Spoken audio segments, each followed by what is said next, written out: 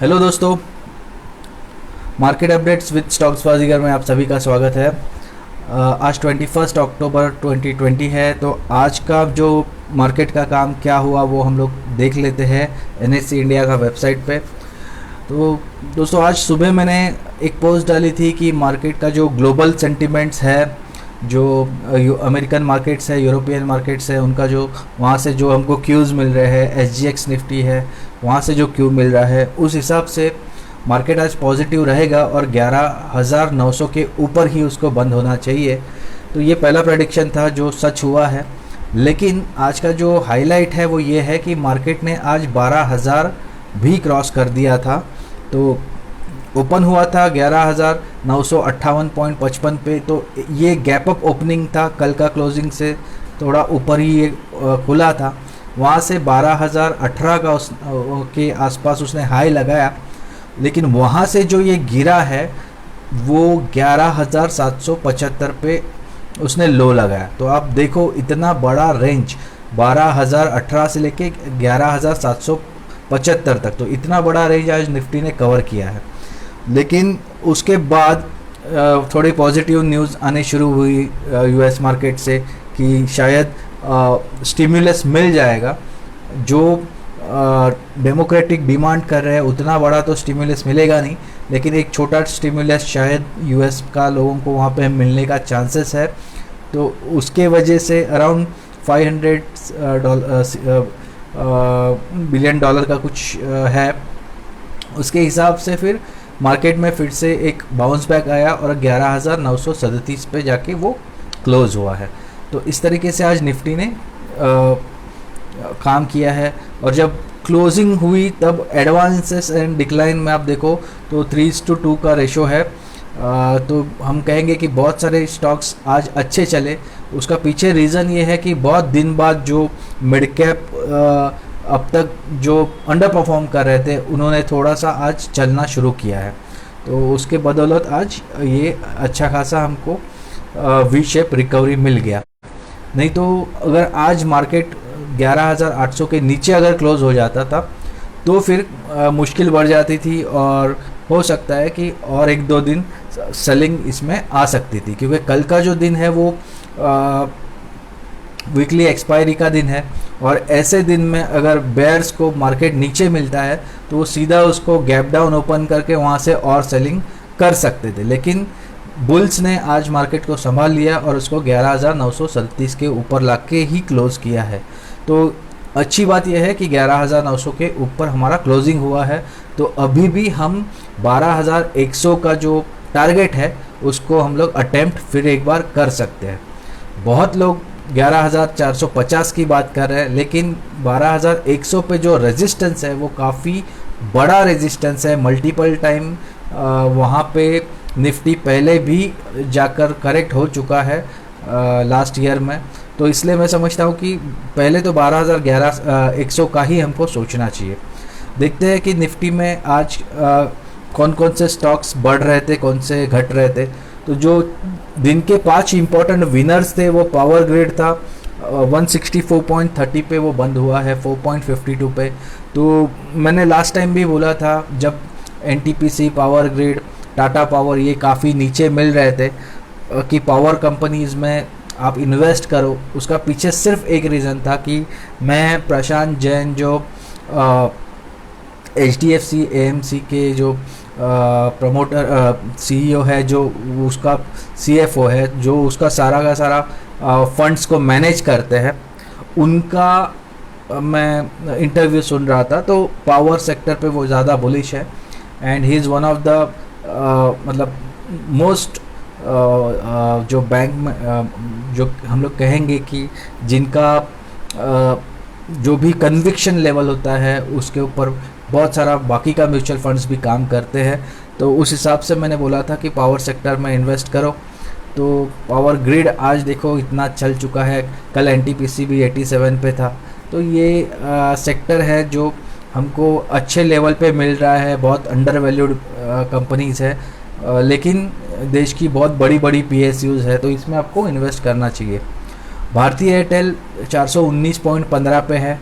तो जब उसने 416 का इम्पोर्टेंट लेवल तोड़ा था तब मैंने बोला था ये 400 तक जाएगा, उसके थोड़ा बहुत नीचे जाके जो भी स्टॉप लॉसेस है वो ट्रिगर करा के फिर से उससे बाउंस देगा।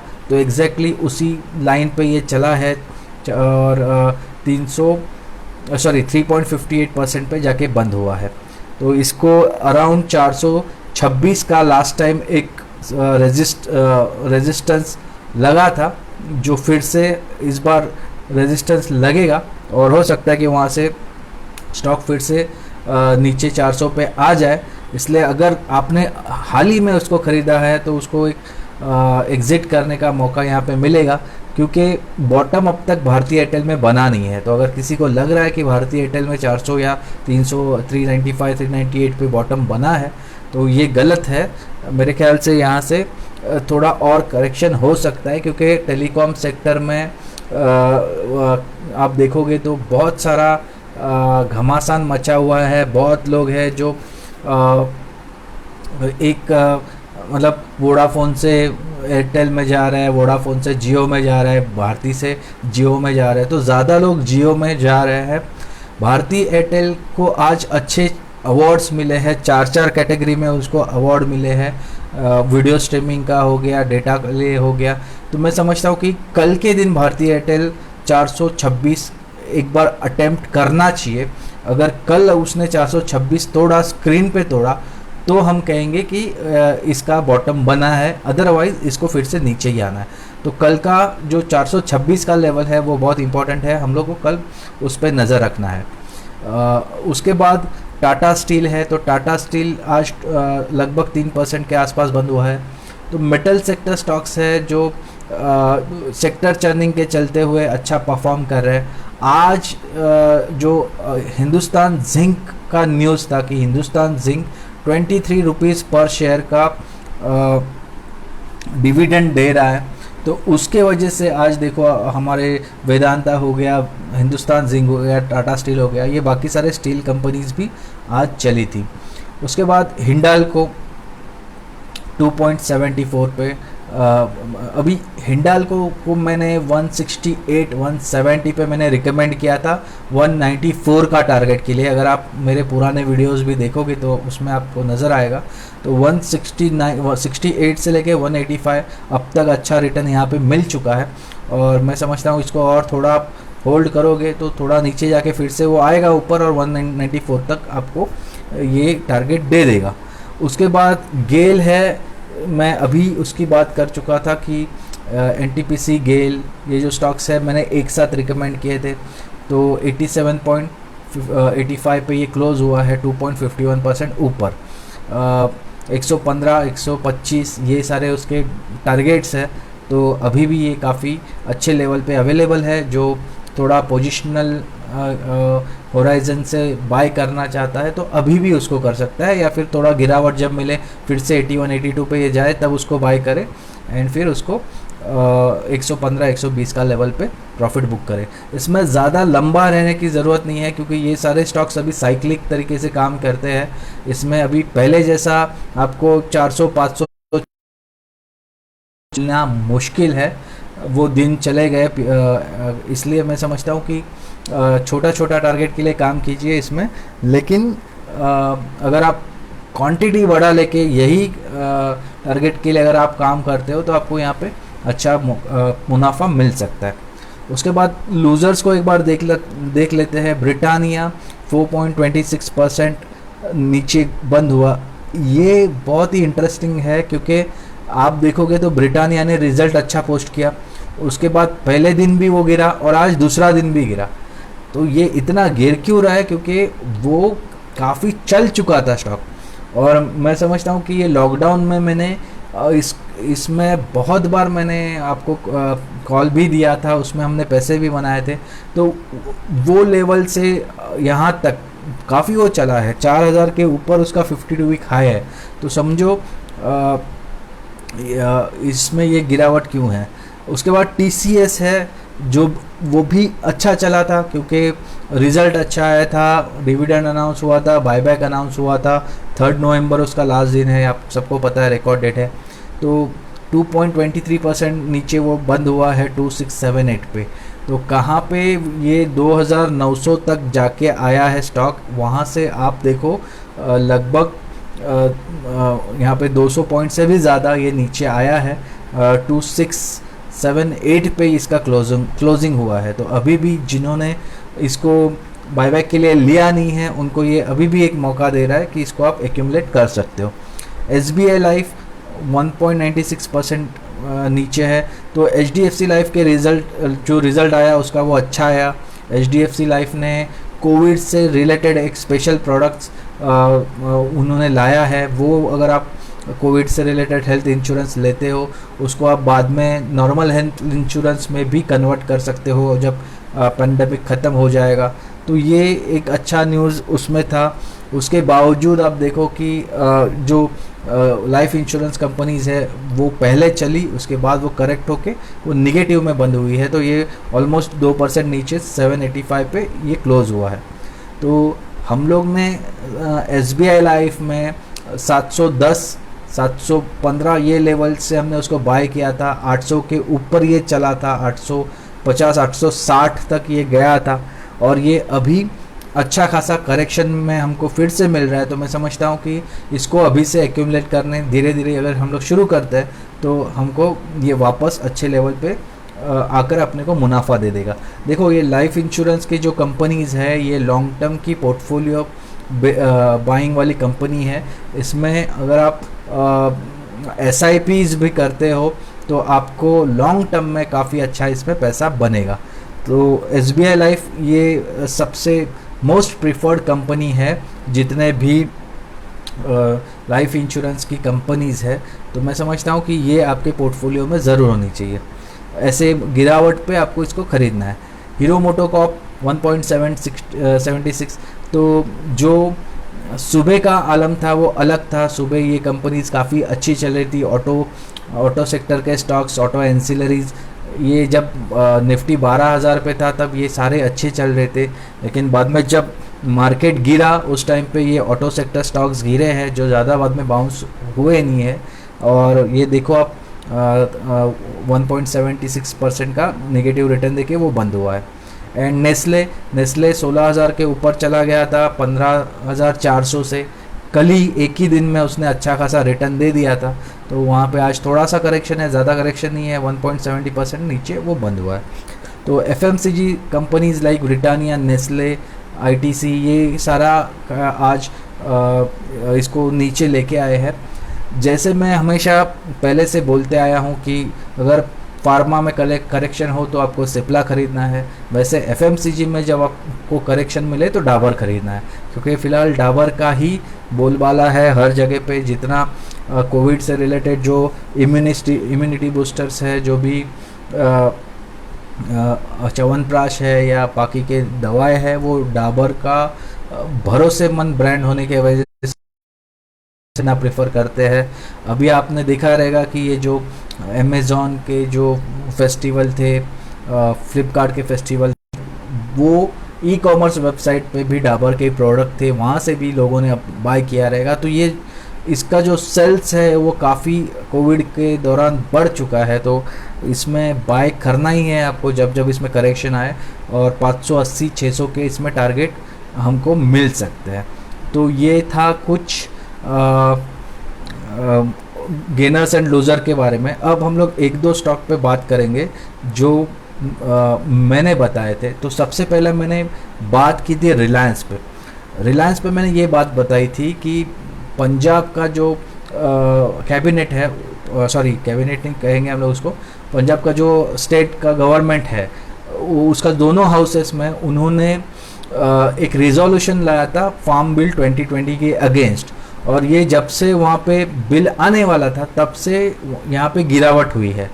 अब जो टेक्निकल एनालिस्ट है उनको ये फंडामेंटल चीज़ें पता नहीं होती, तो मैं फंडामेंटल समझा देता हूँ। टेक्निकली ये हुआ है कि एक ट्रायंगल फॉर्म बना था, और वो ट्रायंगल पैटर्न को तोड़ के स्टॉक नीचे आया 15 तारीख को, और उसके बाद ये अभी सपोर्ट के यहाँ पे आके बंद हुआ है।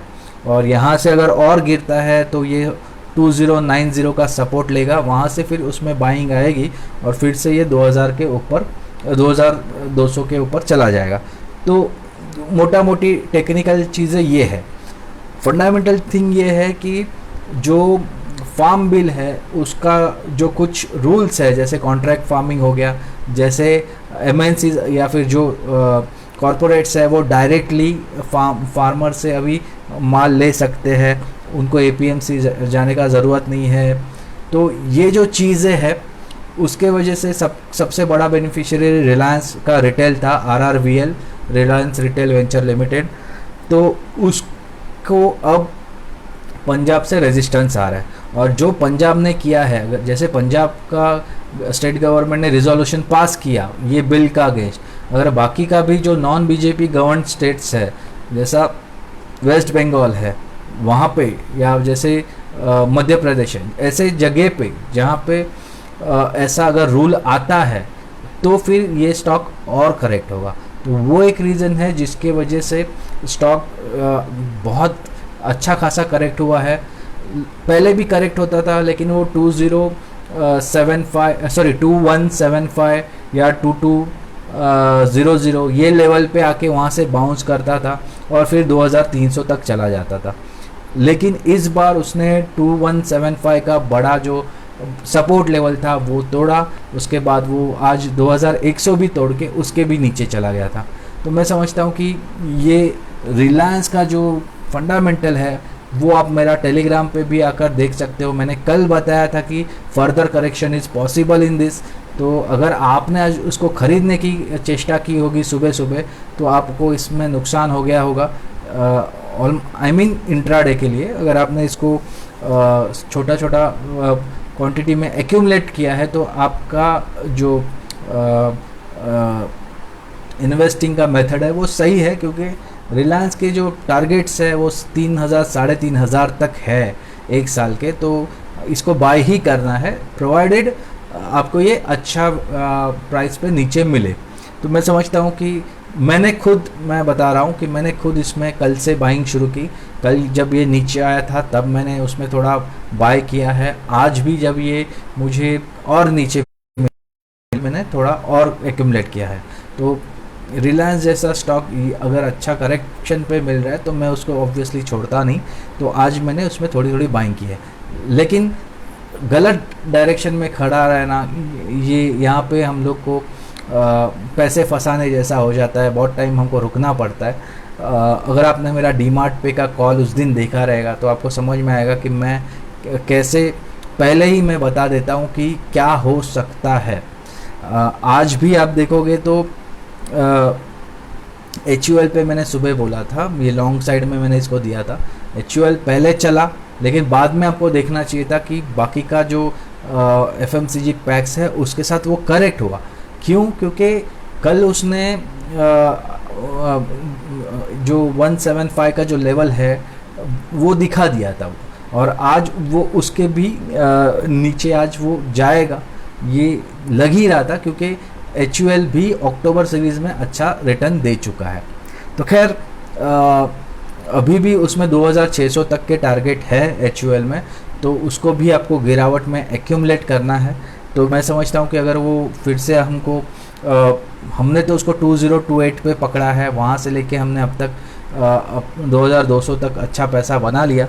अभी इसको अगर फिर से नीचे हमको मिलता है 2100 के आसपास वो जाएगा इस वक्त, वहाँ से फिर से उसको बाइंग करना हम लोग शुरू कर देंगे, और इसमें हम लोग थोड़ा लंबा इस समय व्यू लेके रुकेंगे। तो ये थोड़ा सा मैं रिलायंस के बाद HUL के बारे में बता दिया मैंने। और तीसरा जो है मैं इसके बारे में बात करूँगा, गोदरेज प्रॉपर्टीज़। गोदरेज प्रॉपर्टी दोस्तों मैंने 1 सितंबर को मैंने पहली बार बोला था मेरे ग्रुप में कि इस पे आप नज़र रखो, और वो 850 पे उतना नीचे वो मिल रहा था। उसके बाद 29 सितंबर को मैंने बहुत हाई कन्विक्शन कॉल दे दिया कि दसरा से पहले आप इसमें अभी से आप इसमें इन्वेस्ट करो, और दसरा तक आपको इसमें अच्छा पैसा बन जाएगा। क्योंकि बहुत लोग ऐसे होते हैं जो लोग नया घर लेना पसंद करते हैं, और वो लोग फेस्टिवल सीज़न में दसरा के दिन या लक्ष्मी पूजन के दिन गृह प्रवेश करते हैं। तो दो कंपनीज मैंने एक साथ बोली थी, HDFC बोला था और गोदरेज प्रॉपर्टी बोला था। तो मेरे ख्याल से उस समय भी वो 900 के आसपास कुछ था, और वहाँ से आप देखोगे तो ये आज काफ़ी ऊपर चला गया था, 1000 से भी ऊपर था ये। तो 1059 का आसपास कुछ उसका हाई है, मुझे अभी याद नहीं है। लेकिन कहने की बात यह है कि इसमें अच्छा खासा 200 रुपया हमको पर शेयर इसमें मिल गया गोदरेज प्रॉपर्टी में। तो ये कुछ फंडामेंटल चीज़ें होती है जिस हिसाब से हमको पहला ही पोजीशन लेना पड़ता है। वेंकीज में मैंने बोला था आपको कि इसको आप बेच दो, क्योंकि जैसे ही नवरात्रि आएगा एक का कंजम्पशन ड्रॉप हो जाएगा, तो वहाँ से बहुत नीचे वो चला गया। उसके बाद मैंने उसको एक बार फिर से बाय करने बोला था, वो 1540 पे गया, वहाँ पे फिर प्रॉफिट बुक करवा दिया। वहाँ से जैसे ही नवरात्रि शुरू हुआ मैंने उसको फिर से बेचने बोला, और आज का दिन आप देखोगे तो ये आज काफ़ी अच्छा चला। क्यों? क्योंकि मार्केट ये हमेशा फॉरवर्ड लुकिंग होता है। 2 दिन बाद दसरा आने वाला है, उसके बाद एक का कंजम्पशन बढ़ेगा, ठंडी आने वाली है तो एक का कंजम्पशन बढ़ेगा। तो मार्केट ने उसको अभी से डिस्काउंट करना शुरू किया।